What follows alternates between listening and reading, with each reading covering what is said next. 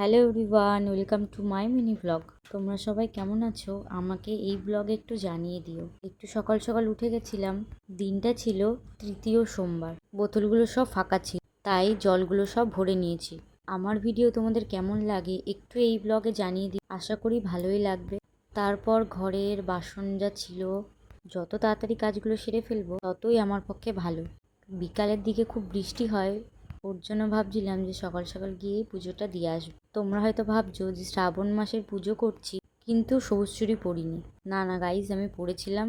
পরে কাজ করতে অসুবিধা হচ্ছিল বলে খুলে রেখেছিলাম, আবার পুজো দিতে যাওয়ার সময় পরে নিয়েছিলাম।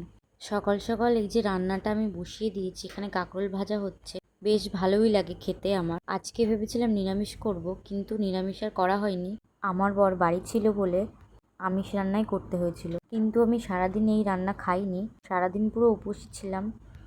অনেকদিন তোমাদের সাথে রান্নার কিছু শেয়ার করা হয় না বলে এই ভিডিওতে তোমাদের সাথে শেয়ার করি। এই ছোট একটা 2 মিনিটের ভিডিওতে সারাদিন কি কি করছি তোমাদের সাথে শেয়ার করছি। অনেক কিছুই তো শেয়ার করা যায় না 2 মিনিটের ভিডিওতে, তো যতটা পারি তোমাদের সাথে শেয়ার করলাম।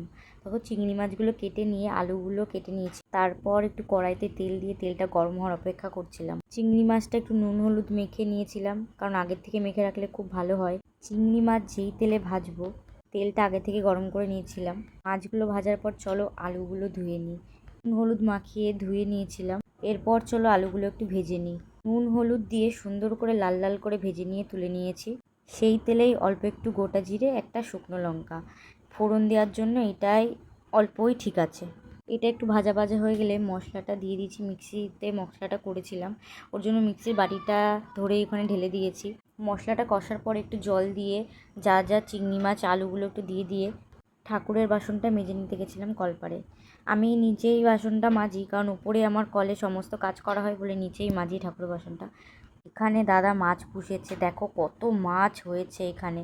এখানে কিন্তু এত মাছ কিন্তু কেনা হয়নি, কিন্তু এই দুটো মাছ কেনা ছিল। আর বাকি যে ছোটো ছোটোগুলো ওইগুলো হয়েছে, কারণ বড় মাছের খাবারের জন্য ওই ছোটো মাছগুলো দিতে হবে। ওগুলো একটু বড় হওয়ার পরেই বড় মাছের খাবার দেওয়া হবে। তারপর ফুল তুলে ঝটপট স্নান করে রেডি হয়ে বেরিয়ে গেছিলাম পুজো দিতে। বিকাল বিকাল হয়ে গেছিলো বলে বৃষ্টিও পড়ছিল। ঝটপট দুধ ঢেলে মাথায়, অনেকটাই সময় লেগে গেছিলো পুজো দিতে। মন্দির বন্ধ হয়ে গেছিলো, সেখানে গিয়ে মন্দির খুলে পুজো দিয়ে লাস্টে ধূপকাঠি আর মোমবাতি জ্বালিয়ে প্রণাম করে নিয়ে ষাঁড়ের কানে কানে না একটা কিছু বলছিলাম, সেটা আমি শেয়ার করব না। ষাঁড়ের কানে কানে বললে নাকি কথাটা সত্যি হয়ে যায়, তার জন্য আমি কিছু একটা চেয়েছিলাম। বাড়িতে এসে রাত 12টার পর ভাত খেয়েছিলাম। ভিডিওটা ভালো লাগলে লাইক কমেন্ট শেয়ার সাবস্ক্রাইব করে দিও। তা নেক্সট ভিডিওতে আবার দেখাবে নতুন